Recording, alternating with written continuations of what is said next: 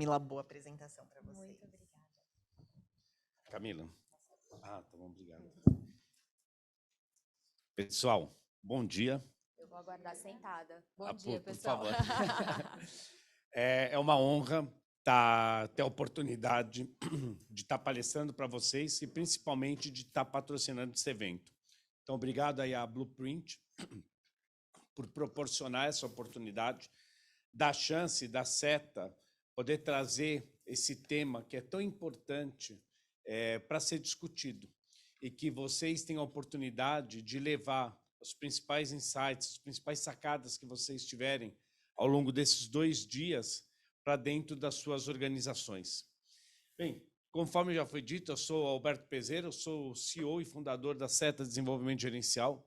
Nós somos uma empresa de transformação organizacional, através de programas de excelência operacional, universidades corporativas, academias de liderança e assim por diante. Eu sou um ex-executivo da GE, da General Electric, a mesma empresa onde a Camila trabalha hoje. Eu, no final dos anos 90, início dos anos 2000, quando a GE era a empresa de maior valor de mercado do planeta, eu era o Head de Learning and Development da organização. O meu papel principal era garantir que a gente tivesse as pessoas preparadas para as posições de liderança que a gente tinha na organização. Eu tinha um indicador que era a porcentagem de pessoas em posição de liderança repostas com gente de dentro da própria empresa. Esse número era quase de 95%. E até hoje, embora já se passaram 20 anos, é um número muito respeitado. E o meu papel era, eu cuidava da universidade corporativa, eu cuidava do programa de trainees, contratava 30, 40 trainees por ano, era responsável pela governança do processo de avaliação de desempenho e o processo de promotabilidade na organização. E a grande questão sempre foi como eu tenho certeza que eu tenho as melhores pessoas para as posições de liderança, mas, ao mesmo tempo, a gente é uma empresa mais diversa e mais inclusiva. Porque as duas coisas convivem juntas, em harmonia dentro de uma organização. E esse era um papel que eu tinha que garantir. Afinal de contas, eu era um dos responsáveis por garantir que a gente tivesse as pessoas preparadas para para essas posições dentro da organização. E aí, algumas pessoas, alguém usou uma expressão, mas na prática, né? Me fala como que funciona, porque muitas vezes, né, a gente fazer algumas discussões um pouco mais conceituais faz todo sentido. Mas quando a gente senta na cadeira de cada um de vocês, que tem a responsabilidade, né, de ter as melhores pessoas em posição de liderança e também ter uma empresa mais diversa e mais inclusiva, a gente encontra um monte de resistência dentro da organização. Fingir que não há resistência não funciona. E a GE é uma empresa que sempre teve essa preocupação, né? Ela, é óbvio, eu estou falando de 20 anos atrás, eu tive a oportunidade, né, de ter a Camila aqui ao meu lado, e aí vocês vão ter uma ideia muito bem do que está sendo feito hoje, mas sempre houve indicadores, métricas relacionados a isso. Iniciativas que a gente chamava de Women Networking, né, mulheres em posições de liderança dentro da organização, por exemplo, é uma coisa que já existia há 20 e poucos anos atrás. Então, a grande questão poxa, como que a empresa toma a sua responsabilidade, e as empresas têm uma responsabilidade social imensa de ter um ambiente mais inclusivo e diverso. Porque, assim, não adianta só ser diverso. As pessoas têm que se sentir fazendo parte daquele meio. Elas têm que ter senso de pertencimento. Então, um dos trabalhos que a gente faz nas empresas onde a Seta trabalha é garantir que essa é uma responsabilidade de todas as pessoas dentro da organização. O tema que a gente escolheu para falar de liderança inclusiva é óbvio, eu posso ter uma pessoa responsável pelo tema, eu posso ter um comitê responsável pelo tema, mas a gente entende que um caminho que faz muito sentido é fazer com que todos todas na organização tomem a sua responsabilidade pelo tema. Então, o trabalho que a gente faz é algo que a gente chama em gestão da mudança de criar uma necessidade compartilhada entre todos dentro da organização. E é um caminho simples, né? É um caminho... Primeiro, eu crio a consciência da necessidade da mudança. Depois, uma vez que a pessoa tem a consciência da necessidade da mudança, a gente busca o quê? Que ela deseje participar da mudança. Então, imagina tocando o coração de cada executiva dentro da organização. Assim, olha, esse tema é importante e você, agora, genuinamente, você quer essa mudança. O próximo ponto é, legal, agora eu quero essa mudança, eu preciso de conhecimento para implementar essa mudança dentro da organização. Uma vez que eu tenho conhecimento, algo que às vezes a gente negligencia, eu tenho que ter a atitude para mudar. Então, como que eu faço que esse executivo, essa executiva, que tem um monte de responsabilidade, né, durante a sua vida profissional, não só apoie e fala, mas haja de acordo com o discurso. A famosa expressão que o Arthur utilizou, né, o walk the talk. Tá? E, por último, criar um ciclo de reforço dentro da organização. Esse é um caminho que, quando a gente quer criar, né, essa mudança dentro da organização, a gente percorre. Então, um dos papéis que a gente faz é tocar o coração desses executivos, é fazer com que eles, antes de mais nada, reconheçam o papel social da organização e o papel de cada um deles, né, dentro desse trabalho. E aí, vocês falaram das resistências. Vamos lá. Eu não vou chegar para pessoas da senioridade que vocês têm e falar que não existe resistência. Existe e sempre existirá. Então, o primeiro papel que a gente tem que fazer, e a primeira dica, é desarmar todo mundo. É simplesmente dizer o seguinte, olha, o primeiro discurso é, eu nunca discrimino. Né? A primeira coisa que você tem que fazer e desarmar é, não é verdade. Todos nós discriminamos de alguma forma. Então, o nosso primeiro papel é reconhecer isso. Simplesmente falar, eu não discrimino e não há nada que precisa ser feito, opa, alguma coisa está errada. Então, a primeira coisa que eu tenho que fazer é criar, obviamente, fazer com que as pessoas tenham consciência, que elas queiram a mudança, que elas obtenham conhecimento, que elas tenham atitude, reforce, mas a primeira coisa que eu preciso fazer é reconhecer isso. E quando a gente quer desarmar as pessoas, eu não apontaria, né, o dedo para cada pessoa e falar, ó, tipo assim, vilanizar a pessoa. Você faz isso. A maioria das pessoas faz, muitas vezes, sem nem ter consciência do que está fazendo. Então, a gente precisa trazer a consciência do problema à tona. Tá ok? E eu costumo utilizar a gente falar um pouquinho aí de neurociência, né? O nosso cérebro, ele é o maior gastador de energia do nosso corpo. Ele é responsável por 25%, 30% da energia que a gente consome num dia. E, obviamente, ao longo do nosso desenvolvimento, nós criamos mecanismos de salvar energia, de economizar energia do nosso cérebro. E aí a gente cria, para salvar energia, atalhos.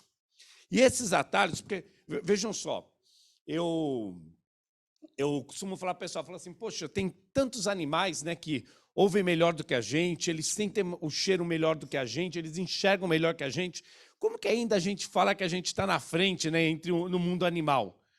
Acontece que o fato da gente ter um limite ele é adaptado à capacidade do nosso cérebro de processar informação. Se a gente fosse bom em tudo isso, o nosso cérebro não daria conta da quantidade de informação que a gente recebe. Então, assim, criar atalhos, né, para tomar decisões, tá ok? Faz parte do desenvolvimento do Homo sapiens. E, gente, do ponto de vista biológico, geológico, o Homo sapiens nasceu há 1 milésimo de segundo atrás no curso da vida. Então, assim, o Daniel Kahneman, né, que o Arthur citou há pouco, ele costuma usar a expressão dos vieses, né, e dos vieses conscientes e dos vieses inconscientes. O que são os vieses? Eles são esses atalhos mentais que a gente toma para tomar decisões. Só que, infelizmente, esses atalhos mentais acabam fazendo com que a gente tome decisões que não são boas, muitas vezes. Então, a gente precisa alertar as pessoas, sim, todos nós discriminamos. E eu vou te explicar como você discrimina. Então, vamos partir daí, vamos quebrar essa primeira resistência. Tenha consciência disso. E agora, nós vamos criar ritos dentro da organização para que essa discriminação seja diminuída cada vez mais. E mais do que talvez colocar uma meta, né, valorizar cada pequeno progresso que a gente faz. Eu comentei com vocês, né, nós tínhamos os indicadores de Women Networking há 20, 25 anos atrás na GE. Cara, o número estava longe de ser o que a gente queria. Não vou falar para vocês que o número era lindo, não era, mas a gente comemorava cada progresso que a gente fazia, cada vez que a gente colocava uma mulher numa posição de executivo. E, mais uma vez, não era forçado, é porque a gente dava todas as condições para que ela tirasse o seu melhor e ocupasse aquela posição. Era legítimo. Eu lembro, a minha última posição na GE, eu fui diretor comercial de um dos negócios da GE Plastics para a América Latina, antes de sair para fundar a SETA. Quando eu virei diretor comercial, a pessoa que me substituiu foi comunicada que ela estava sendo promovida, a minha antiga posição, há uma semana de ter filho. Ela iria sair 7 meses de licença, 6 meses mais umas férias. Ela iria sair 7 meses. Eu sabia que eu ia ficar com as 2 áreas por mais 7 meses. Em nenhum momento, não é assim, da boca para fora, em nenhum momento, nas nossas discussões, no nosso processo, alguém virou e falou, pô, mas ela vai ficar 7 meses fora. Ninguém levantou a hipótese de discutir isso. Sim, esse é um pouco da história que eu quero contar para vocês. E o motivo de eu ter convidado a Camila Barbosa e ter pedido a gentileza dela estar aqui com vocês, porque, assim, uma coisa eu contando, mas ela é uma das pessoas que estão à frente do que é esse processo de inclusão e diversidade hoje dentro da organização. Então, a ideia é dar oportunidade da gente fazer algumas perguntas para ela contar um pouco, porque eu estou contando para vocês de 20 anos atrás. Embora eu trabalhe com a GE, a SETA é uma das empresas que treina e prepara os executivos da empresa, mas nada melhor do que uma das líderes do programa dentro de uma organização, mais uma vez eu vou repetir, não é de hoje. Eu estou falando de 20, 25 anos atrás, esse já era um assunto quente e a gente não fugia. A primeira coisa, reconhecer, está longe do que a gente gostaria, mas vamos valorizar o progresso, tá bom? Então, a ideia agora, eu preparei algumas perguntas para a Camila, mas eu vou fazer a primeira, a segunda como esquenta. E eu gostaria que vocês também tivessem a oportunidade de perguntar para ela, né, e ela poder compartilhar com vocês o que está sendo feito. Combinado? Então, tá bom, Camila. Mais uma vez, muito obrigado, viu?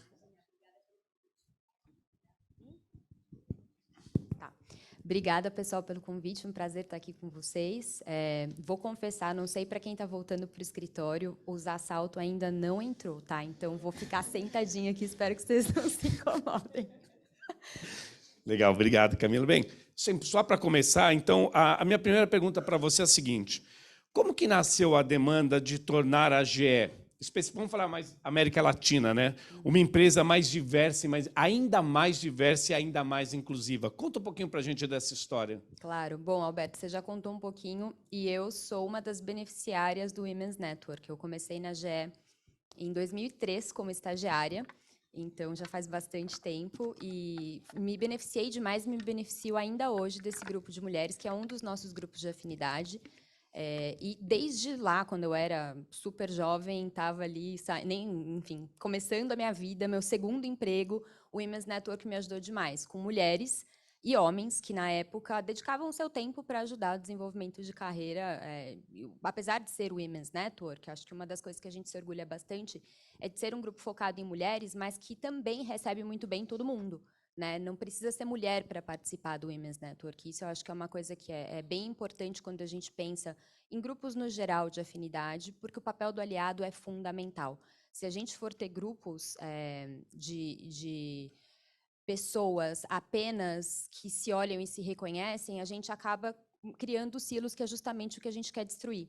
Né? E hoje, o Women's Network continua super ativo, como você bem falou, já existe há mais de 20 anos. Na GE, nós temos os grupos de afinidades há mais de 30 anos, globalmente falando. Então, eu ouso dizer que eu tenho sorte de ter praticamente começado a minha carreira numa empresa que, desde muito tempo, se preocupa com o assunto.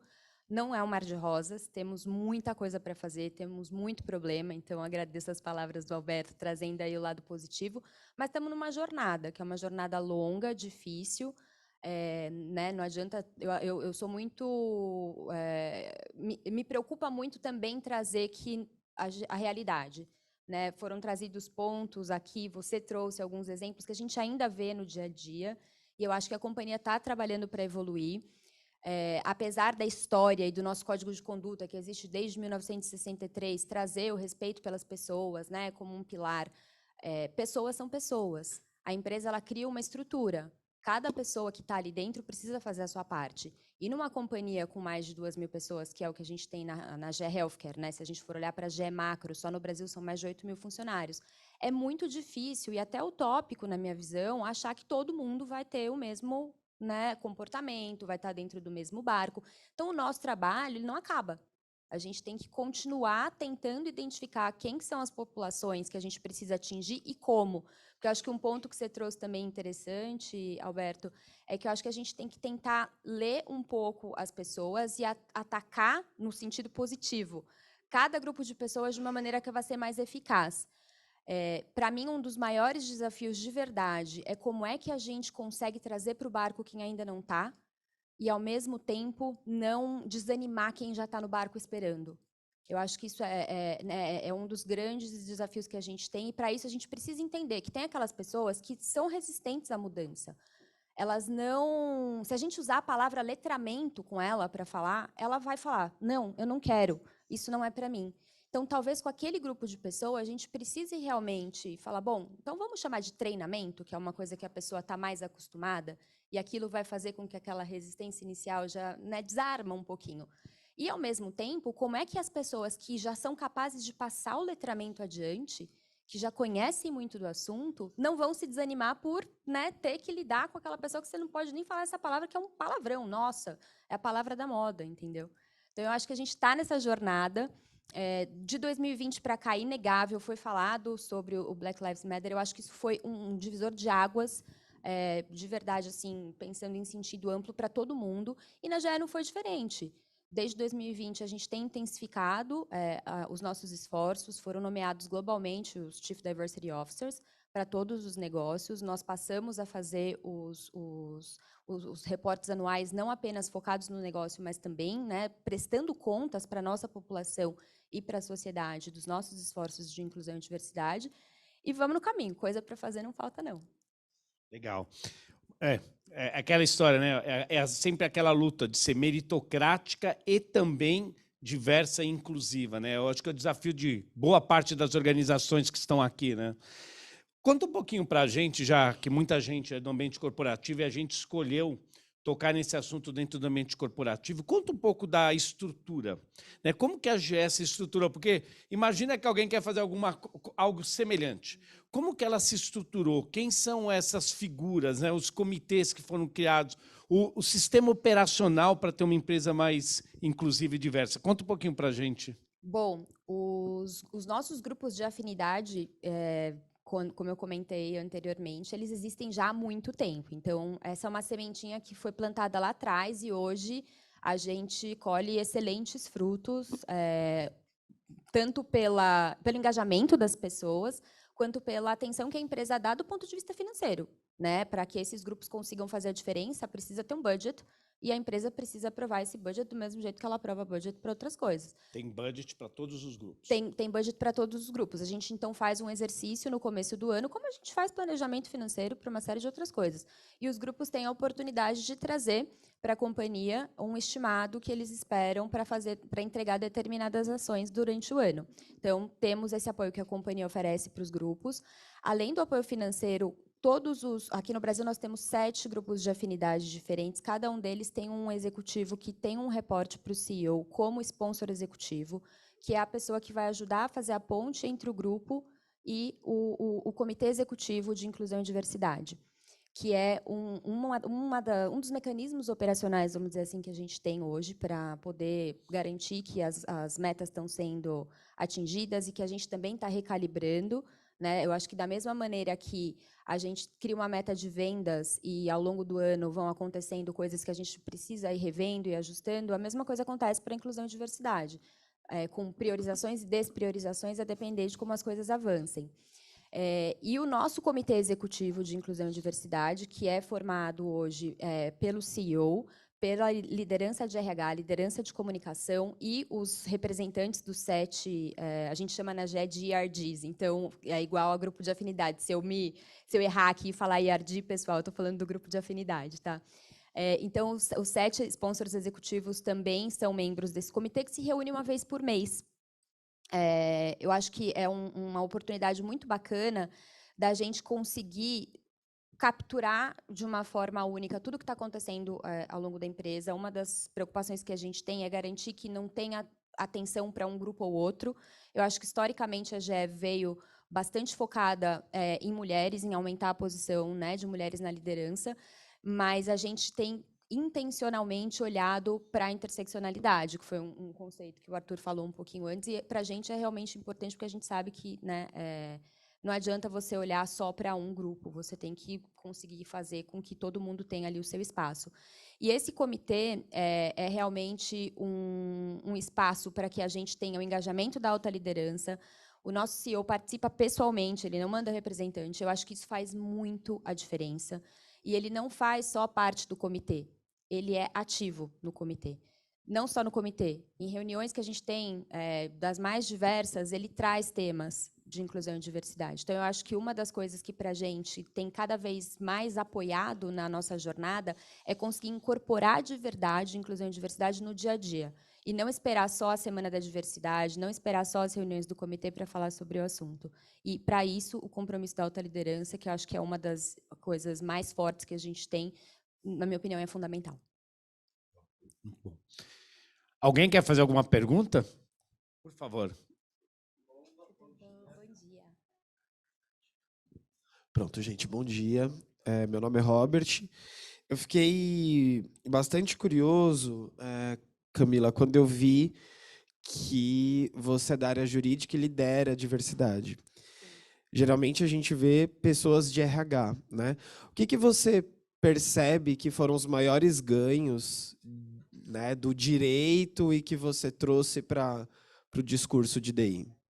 Olha, essa é uma excelente pergunta. Tem muita gente do direito em inclusão e diversidade. Aqui temos já um exemplo hoje que comentou, e eu acho que tem uma afinidade natural, porque no direito a gente acaba tratando muito com questões como que você lida com preconceito, como que você lida com, enfim, comunicação indevida, qual é a ação corretiva que você toma como um empregado, toma uma atitude indevida. A RH também faz muito disso, né? Mas eu acho que no direito a gente acaba tendo essa base legal mesmo. A gente estuda 5 anos questões que acabam tendo bastante conexão com inclusão e diversidade.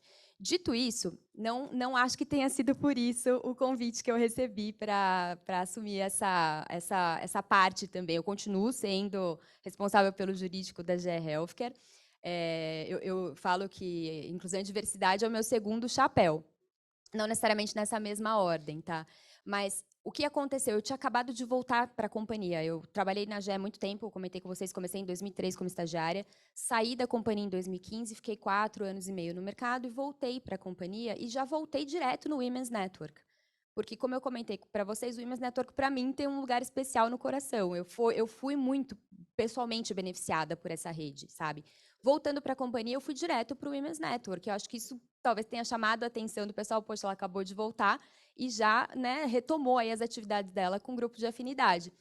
Quando eu recebi o convite do CEO, para ser super sincera para vocês, a minha reação inicial foi: eu não dou conta. Eu não consigo, eu não sei, porque eu conhecia bastante da causa feminina por ser mulher, mas olhando para a diversidade do tamanho que é, eu falei, gente, eu não vou, eu não sei, né? Então, a minha primeira reação, eu lembro, faz 2 anos, vai fazer 2 anos que eu estou nessa posição, eu lembro que a minha reação foi, não é para mim, ele não sabe o que ele está fazendo, tá? Nossa, imagina, né? Mas aí, mais uma vez, aplicando um pouco na prática daquilo que a gente sempre escuta de por que você acha que você não dá conta, né? Vamos refletir sobre. Conversei com ele abertamente, falei, olha, fico super lisonjeada com o convite, mas eu não acho que talvez eu seja a melhor pessoa. Ele me perguntou por quê, e eu falei, porque eu não tenho conhecimento técnico, né? Eu não tenho background para isso. E ele me falou, a gente vai aprender junto. Então, esse exemplo eu trago para vocês, porque eu acho que isso ilustra um pouco de como a gente tem essa sorte na GE de ter liderança desse perfil, sabe? Que quando alguém fala para a gente, olha, eu acho que você é a pessoa. Se você fala não, vai te respeitar. Mas no meu caso, eu estava insegura, né? E ter ali o apoio de um líder que me fala, olha, vamos lá, vou com você. Então, eu acho que foi por acaso, tá? Não acho que tenha sido de propósito eles terem convidado a advogada da companhia para fazer esse papel, mas acho que tem bastante coisa assim que ajuda pela base que a gente ganhou. Boa, Obrigada pela boa. pergunta. Eu tenho só mais uma. Você falou sobre os dados, né, os relatórios que vocês compartilham. Quais os dados que vocês convencionalmente compartilham com a empresa inteira de diversidade e inclusão? Olha, a gente está evoluindo nisso. Dentro da empresa, a gente já compartilha. A GE fala muito de Lean, que é uma metodologia, né, de gestão. Então, a gente tem hoje na companhia um Bowler, que é uma ferramenta que a gente usa dentro do Lean, que tem um scorecard, né, vermelho, verde, amarelo, para a gente acompanhar o progresso. Então, dentro da empresa, a gente está começando a introduzir um Bowler para inclusão e diversidade amplamente para os empregados. Hoje, a gente monitora posições de liderança para mulheres na América Latina e no mundo inteiro. E nos Estados Unidos, a gente monitora oficialmente também o que a gente chama de underrepresented minorities, que aí entram outras diversidades, como negros, hispânicos, veteranos nos Estados Unidos, que são as categorias que são monitoradas por lá. Então, hoje, e o Annual Report desse ano, inclusive, já saiu com esses números também de forma macro, sendo divulgadas para todo mundo. A gente está num caminho, honestamente, a gente tem que evoluir e conseguir divulgar esses dados de forma mais constante para mais gente. Mas hoje a gente já consegue ter a visibilidade desses grandes blocos, mulheres no mundo todo e os underrepresented minorities nos Estados Unidos. Por curiosidade, quem mais é da área jurídica e tem responsabilidade, mesmo que parcial, por inclusão e diversidade dentro dessa organização? Quantas pessoas mais? Só a Camila aqui? Ah, já tinha falado. E do RH? Interessante, né, para a gente ver. Muita gente do RH com responsabilidade parcial ou total por inclusão e diversidade. E você sabe, Alberto, que eu acho que esse é um ponto de atenção, para ser super sincera. Eu acho que os profissionais de RH fazem um trabalho hercúleo, às vezes, sozinhos, para a inclusão e diversidade. E eu acho que não é por aí. Inclusão e diversidade não deveria ser coisa de RH, como às vezes a gente escuta. Inclusão e diversidade é compromisso de todo mundo, toda a liderança, todo mundo da empresa. E a gente ainda vê, de fato, né, muito RH carregando o piano sozinho. Vocês tiveram um trabalho bastante grande na GE, né, de trazer para todos os executivos a responsabilidade, né, treinar, fazer workshops, discutir e, assim, trazer a responsabilidade. Esse é um ponto importante. Não é a Camila no jurídico, não é o RH, mas fazer com que todo mundo tome a sua responsabilidade. É isso aí. Ah, tá. Pensei que ela tinha feito primeiro. Tudo bem? Gente, detesto falar em microfone. Somos duas, tamo junto. Olha aqui embaixo. Assim. Mas vamos lá. Bom, pessoal, bom dia, prazer. Meu nome é Natália, sou coordenadora de Diversidade e Inclusão do Quinto Andar. Hoje, a vida inteira fui de People e, recentemente, passei a reportar para a Rede de Diversidade e Inclusão. Enfim, contando um pouquinho aqui, me apresentando. Camila, gostei aí da sua apresentação, super obrigada por compartilhar. Eu fiquei com uma dúvida com relação ao seu duplo chapéu com o time do jurídico, mas mais pensando na estrutura do time de diversidade e inclusão. Então, eu entendi que vocês possuem hoje os grupos de afinidade, são 7, existem ali os executive sponsors, respondendo direto para o CEO, né, participando do comitê. Mas eu queria entender um pouco da estrutura do time que fica abaixo de você, coordenando aí as frentes de diversidade e inclusão dentro da GE.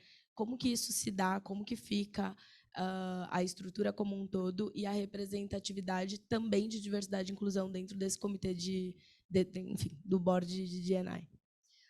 Eu sou uma equipe hoje, tá? Para inclusão e diversidade. A gente hoje tem muito trabalho feito dentro dos nossos IRDs, dos nossos grupos de afinidade. Eu não tenho hoje ninguém na minha equipe de inclusão e diversidade. Seria importante ter? Seria. Como é que a gente trabalha com a realidade que a gente tem hoje? Justamente garantindo que todo mundo tenha um pouco dessa responsabilidade. Então, parte da intenção de ter os 7 sponsors executivos, né, ali em cada um dos IRDs, é garantir que eles não vão falar sobre inclusão e diversidade e não vão apoiar com as demandas apenas com seus IRDs, mas são líderes sêniores da empresa que têm equipes grandes. Então, é uma forma que a gente consegue, dentro das nossas limitações, né, trazer um pouco de tração para as iniciativas com os poucos recursos que nós temos focados em inclusão e diversidade. Então, as iniciativas, por exemplo, vagas afirmativas ou o próprio letramento das lideranças, tudo mais, aí elas são puxadas por People?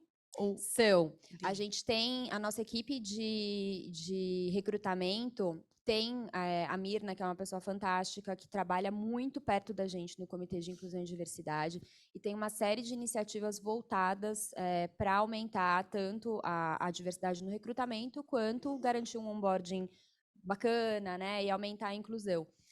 Nessa frente, a gente fez um trabalho bem forte aí nos últimos 2 anos com relação à descrição de cargo, por exemplo. Né? A empresa multinacional americana tinha aquela coisa, todo mundo precisa falar inglês fluente. Então, agora, isso já é um mínimo convite à reflexão, eu diria, para o gestor na hora de colocar a vaga de, tá bom, por que você precisa todo mundo com inglês fluente? Você precisa mesmo, né? O pessoal também fez um trabalho bem interessante de aproximação de universidades que antes não eram abordadas pela GE como, né, celeiro o potencial de talentos. Então, a gente expandiu bastante isso, tem trabalhado com algumas universidades em parceria para conseguir chegar em lugares onde a gente não chegava antes. Teve uma iniciativa super legal do pessoal de talent também, que não, assim, nem todo mundo entrou ainda na onda, mas a gente espera que vai chegar, que é fazer postagens no LinkedIn, divulgando uma vaga um pouco mais humanizadas, não fazer aquela coisa cheia de letras, sabe? Só com a parte técnica, mas colocar ali uma foto do hobby do gestor, né? Do que o gestor ficar confortável para a pessoa conseguir se conectar de uma forma mais humana, né? E uma outra coisa muito legal que o pessoal de talent faz bastante, a GE é uma empresa de tecnologia e a gente tem muita dificuldade de chegar em mulheres engenheiras, né? Então, o pessoal de talent começou a fazer algumas conversas, e o convite indo pelo LinkedIn mesmo, sabe? Uma coisa, a gente lá tem muito isso de, né, o feito é melhor do que o perfeito. A gente adoraria fazer um site especial, mas às vezes não dá. Então, vamos no LinkedIn fazer uma chamada bacana e vamos convidar mulheres que estudem engenharia, que queiram saber das mulheres que nós temos trabalhando hoje na engenharia, que conserta a ressonância magnética, que conserta tomógrafo, né? Como é que é a vida delas dentro da GE? Isso foi super bacana. A gente fez um evento no Brasil no 3º trimestre do ano passado. Tivemos mais de 100 participantes com feedback super positivo. Então, a gente vai se virando com as funções e realmente tenta muito integrar a inclusão e diversidade no dia a dia de cada área, sabe? Mais do que talvez ter uma estrutura que eu acho necessária, sendo honesta, tá? Mas a gente vai incorporando isso na rotina de cada um. Camila, se você me permite, essa é uma discussão que em vários dos clientes da Seta a gente está tendo atualmente, que deveríamos ter uma estrutura 100% dedicada à inclusão e diversidade? É muito bom, acelera a mudança, mas corre um risco no longo prazo. Você virar o Dom Quixote lutando contra os moinhos de vento. Fica assim, você é a pessoa de inclusão e diversidade, então a sua área é responsável, e o resto do pessoal? Então, prós e contras. Por outro lado, tem esse modelo da GE, que, via de regra, ao longo dos anos, ela faz isso. Tem uma grande iniciativa, ao invés de ter uma área, não, vamos treinar todos os executivos para que eles influenciem a organização. É muito bom, porque todo mundo se sente responsável, mas, por outro lado, cachorro com mais de um dono morre de fome. Então, também é a mesma coisa, pode parar, a sua responsabilidade, a sua. Então, toda organização, dentro da sua cultura, está buscando qual que é a melhor solução. Talvez a melhor solução esteja aí no meio do caminho dessas duas coisas. Mas legal, vamos lá. O próximo, tem uma pessoa aqui querendo falar também. Você e depois eu passo para ele. Depois que a Priscila falar, eu recebi 2 online aqui. Tá bom. Eu vou direcionar e a gente passa para a próxima, tá bom? Oi, Camila. É Priscila aqui. Oi. Camila, vou dividir uma dor nossa, né? A gente tem uma equipe de RH bastante enxuta aqui na região. E a gente... Qual empresa? Sou líder de RH, só aqui, né? Uma equipe... A Ingridion. A Ingridion. Isso. A gente passou por uma transformação de RH e a equipe, de fato, ficou pequena. A gente tem diversas ações de diversidade, equidade e inclusão, a gente luta pelas priorizações, né? O que a gente prioriza, mas grande parte desses esforços a gente precisa do time de RH junto. Eu não estou excluindo o papel da liderança, mas principalmente nas ações mais táticas, né? Então, quando eu vou lá e faço um processo de atração, quando eu olho para o meu plano de sucessão e penso em carreira para mulher, em carreira para pessoas pretas e pardas, etc. Então, a gente precisa muito do RH comprado, né? E eu queria ouvir um pouco, pelo que você contou, é muito parecida a estrutura, né? Também tem o Equipe e a gente tem uma organização bem grande, mas voluntária e in day. Queria ouvir de você, pela sua experiência, como engajar o time de recursos humanos, que estão do nosso lado, mas, ao mesmo tempo, tem diversas outras prioridades também. Enfim, dividir um pouquinho dessa experiência. Obrigada pela pergunta. É um super desafio, realmente, a gente conseguir manter foco com prioridades conflitantes, né? Eu acho que como engajar o time de RH, como engajar no geral, tá, pessoal? Eu sendo sincera, eu acho que a gente precisa conseguir fazer um diagnóstico do que motiva aquela turma. E, às vezes, não vai ser a mesma coisa, né? O que motiva A não motiva o B, porque eu acho que dentro de RH tem pessoas, em qualquer estrutura, né? Tem pessoas que vão ter mais interesse e afinidade em desenvolvimento de pessoas, outras vão mais para o lado de operações. Então, talvez, não sei, buscar alguém, né, nessa equipe que tenha mais naturalmente esse interesse, porque, como você falou do trabalho voluntário, a gente tem essa mesma dificuldade lá. Às vezes a gente percebe que tem muita iniciativa e pouca acabativa, porque na hora de ter a ideia, todo mundo está animado, está ali no brainstorming, não vamos fazer, etc. Só que ao longo do caminho as coisas vão se perdendo, porque as pessoas têm outras prioridades e a descrição de cargo delas no dia a dia, porque elas são mais cobradas, não é entregar o workshop de inclusão e diversidade, não é entregar a semana da diversidade, as coisas vão se perdendo, né? Então, eu acho que é fundamental ter o compromisso da liderança sênior no sentido de que, olha, se essa pessoa deixar esse pratinho cair, esse compromisso que ela assumiu, o nível de responsabilidade e accountability vai ser equiparável ao nível de responsabilidade e accountability das outras coisas, porque inclusão e diversidade é tão importante quanto o recrutamento tradicional, é tão importante quanto as métricas, né? E tentar, eu acho que o maior desafio mesmo é manter a pessoa motivada, né? Por isso que eu acho que tentar encontrar alguém que já tenha isso dentro dela, que queira e que vá fazer o extra, né? Que o trabalho voluntário é o extra, e vai até o fim, eu acho que talvez sejam aí coisas que eu vejo na prática funcionando melhor. Quando a gente tenta pegar alguém que não está muito ali animado, sabe? Falar, não, você tem que fazer. Tem que é uma coisa que, assim, acho que aí a gente, como companhia, que talvez tenha que falar, tenho que conseguir engajar essa pessoa, né? Mais do que falar para ela, você tem que entregar isso aqui desse jeito. Não sei se te ajudei. Bom, Camila, eu recebi aqui pela pessoal que está acompanhando remotamente, né? Então, a Luciana Anduja, da JTI, ela pergunta quais foram as principais práticas inclusivas da GE aqui no Brasil. Depois eu passo aqui para a próxima. Bacana. Olha, a gente tem trabalhado bastante nessa questão cultural. Então, eu vou dar um exemplo para vocês até de um programa que a gente fez em parceria com a SETA ajudou a gente a desenvolver. A gente tem já no nosso e-learning um módulo de vieses inconscientes que todos os nossos funcionários têm ali no seu currículo para fazer. A gente chegou à conclusão que, para os líderes de pessoas, a gente precisava ir um nível além. Então, a gente desenvolveu um workshop de inclusão e diversidade para líderes de pessoas. A SETA fez a entrega desse conteúdo para a gente. E por que a gente preferiu desenvolver esse conteúdo dentro de casa? Justamente pelo que eu estava falando agora, dos diferentes grupos que a gente tem na companhia. A gente encontrou conteúdos riquíssimos, prontos, de consultorias muito bacanas no mercado, que iam funcionar super bem para as pessoas que já estavam mais engajadas com o tema. Mas o nosso receio era de colocar inclusão e diversidade no contexto dos vieses inconscientes de uma forma muito densa e afastar as pessoas que ainda não estavam engajadas. Então, a gente falou, vamos dar um passo para trás, vamos fazer um beabá aqui, realmente, e para isso a gente trouxe o pessoal da SETA. O Alberto pode contar um pouquinho também de como foi o desenvolvimento desse conteúdo, para fazer as pessoas olharem para dentro. A nossa intenção era fazer as pessoas olharem para elas mesmas para conseguir chegar nesse ponto de reconhecer o que o Alberto comentou no começo, que todo mundo tem preconceito. Porque senão não adianta. Se a gente não conseguisse colocar na base ali todo mundo, a gente talvez não fosse conseguir evoluir. Foi um programa que a gente conseguiu treinar 800 líderes na América Latina inteira, ano passado. Feedback ótimo.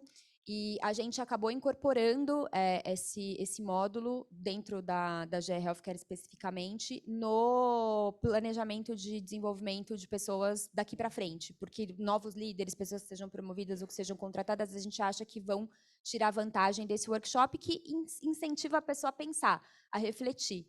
Alberto, não sei se você quer falar um pouquinho sobre isso, tá? Não, mais uma vez, assim, de forma bem simples, o workshop é aquilo que eu comentei com vocês, reconhecer, né? Reconhecer que todos nós temos nossos preconceitos, reconhecer que a gente discrimina, e no final responsabilizar-se. Fazer com que cada um se sinta responsável por progredir em torno do tema inclusão e diversidade. Não vou falar para vocês de conteúdo, de detalhes, mas é um workshop curto do tema, mas basicamente centrado em duas partes, né? Reconhecer o nosso papel, então, assim, reconhecer que a gente tem a melhorar e, principalmente, responsabilizar-se por isso. Tem mais?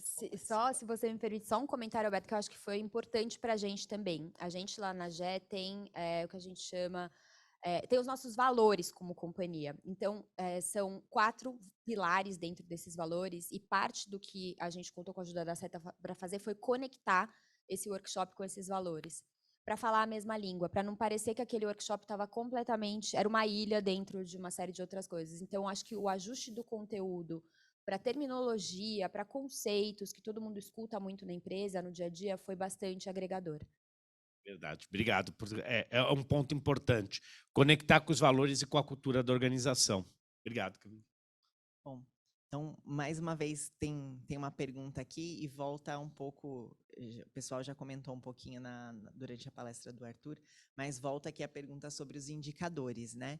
Então, se vocês possuem, né, e como vocês medem isso e como isso é divulgado aí para a organização. Essa pergunta da Mariana Sarmento, da Kluber. Legal, obrigada, Mariana, pela pergunta. A gente falou um pouquinho, né, dos indicadores, então a GE está nessa jornada de evoluir nos indicadores que são compartilhados. Hoje, os indicadores que a gente compartilha são de mulheres no mundo todo e dentro dos Estados Unidos, para o que a companhia chama de Underrepresented Minorities. A gente começou a fazer um censo aqui no Brasil, fizemos o primeiro ano passado, e agora está expandindo vamos para Colômbia e México esse ano. que é uma outra forma da gente conseguir dados, né? Acho que os dados ajudam bastante, mas eu não acho que os dados são tudo, né? Porque é aquela coisa, você tem o dado, você vai fazer o quê com o dado? Então, eu acho que parte da jornada de evolução eu preciso do dado para evoluir, porque eu acho que às vezes a gente fica muito apegado, eu não tenho dado, eu não consigo, né, fazer. Não acho que seja por aí. Acho que dá para fazer bastante coisa mesmo antes de ter dados concretos. E eu acho que os dados vêm como uma evolução da jornada de inclusão e diversidade no geral. Perfeito. Acho que a gente tem mais uma Tem perguntinha mais antes uma da gente pergunta, a gente finalizar. tem 5 minutinhos, tá? Eu Isso vou é, passar então pra mais uma e aí eu essa, finalizo. E aí eu vou pedir para vocês passarem a mensagem final de vocês, tá bom? Perfeito. Tá dando para ouvir? Sim? Sim. Uhum. Obrigado. Vou tentar não tomar 5 minutos com a pergunta.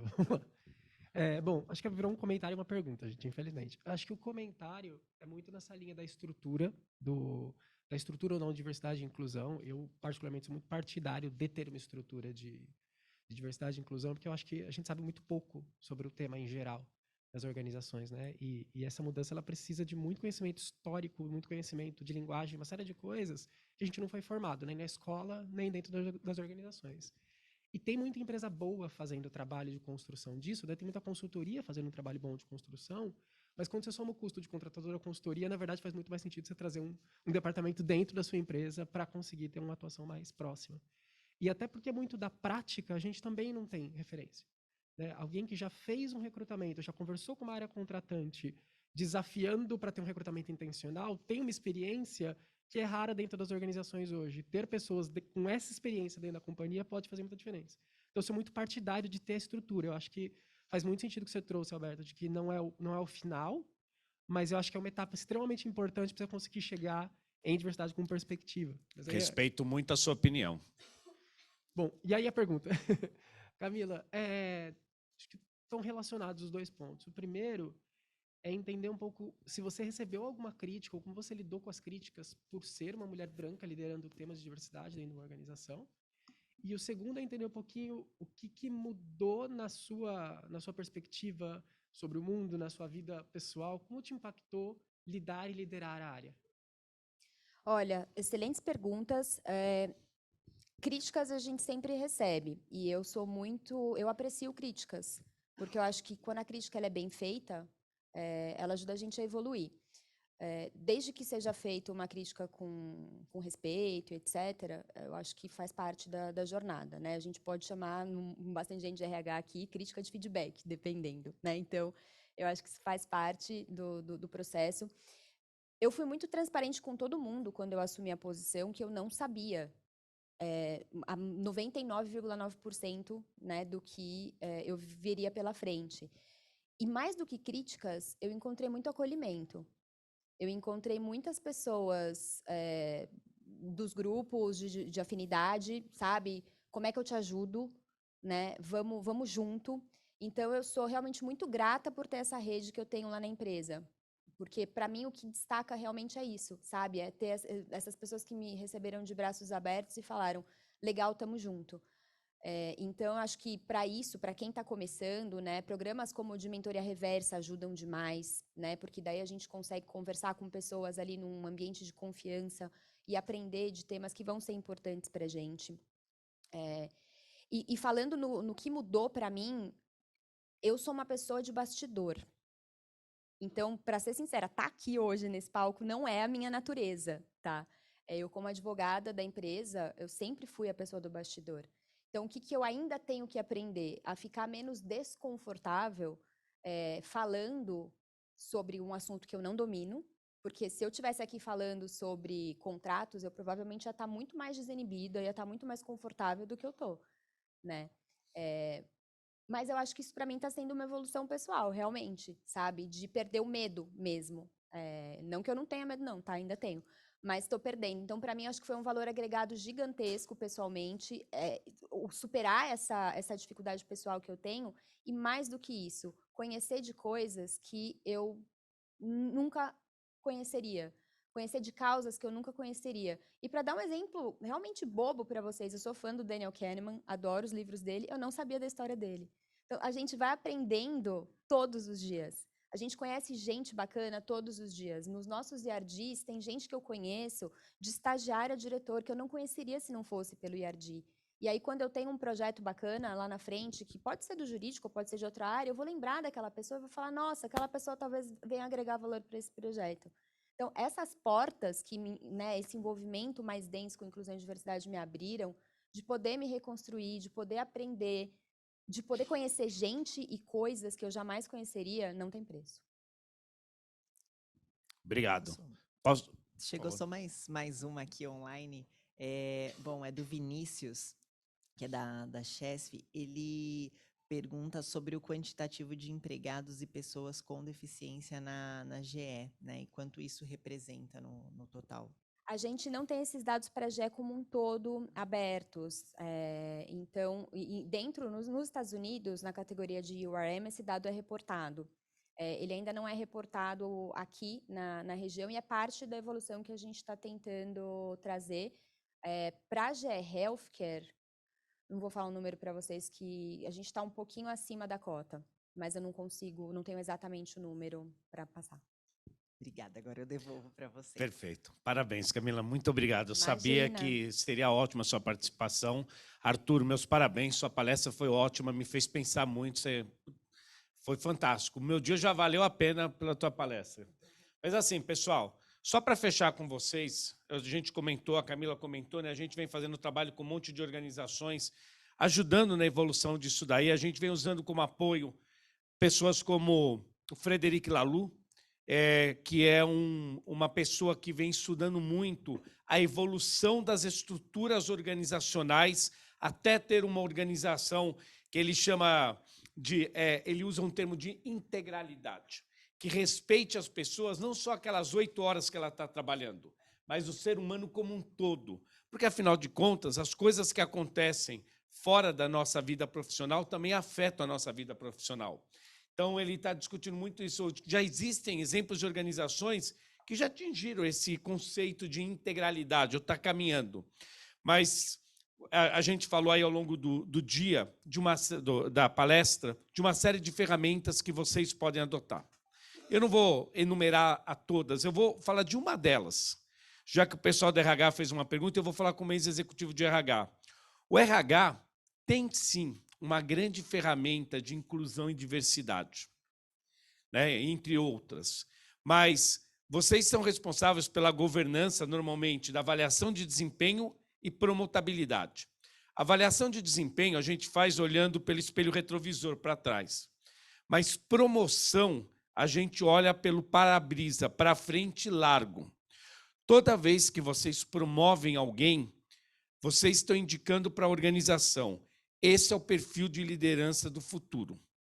Então, por que não pensar com carinho na hora de promover pessoas que são exemplo de comportamento de inclusão e diversidade que a gente quer na organização?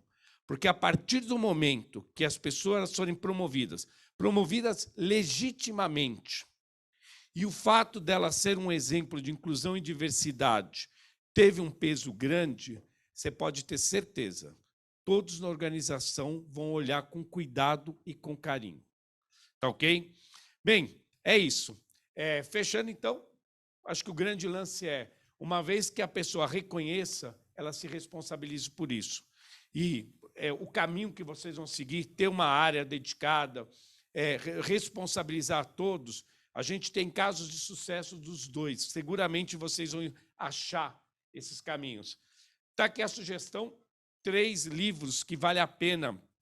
Acho que o Daniel Kahneman, o Rápido e Devagar, a gente já tinha falado dele. O do Frederic Laloux, o Reinventando as Organizações, é sensacional. E o Efeito Halo, assim, foi um livro que me fez parar para pensar muito sobre algumas estatísticas que a gente usa para justificar dentro das organizações algumas coisas. Ele fala para você, e eu vou falar uma coisa, eu tenho vários defeitos. Entre eles, eu sou professor de estatística. E eu sei como é fácil mentir com estatística. Ele chama a gente a atenção para isso, tá legal? Bem, é isso. Muito obrigado, Camila. Mais uma vez, cara, você deu um show. Nada melhor do que trazer alguém que está no dia a dia promovendo isso dentro da organização. Arthur, parabéns mais uma vez, cara. Foi sensacional. Muito obrigado. A gente vai estar aí esses 2 dias. Qualquer coisa que vocês queiram conversar comigo, com a Leilane, que está aqui, vai ser um prazer. Muito obrigado. Obrigada, gente.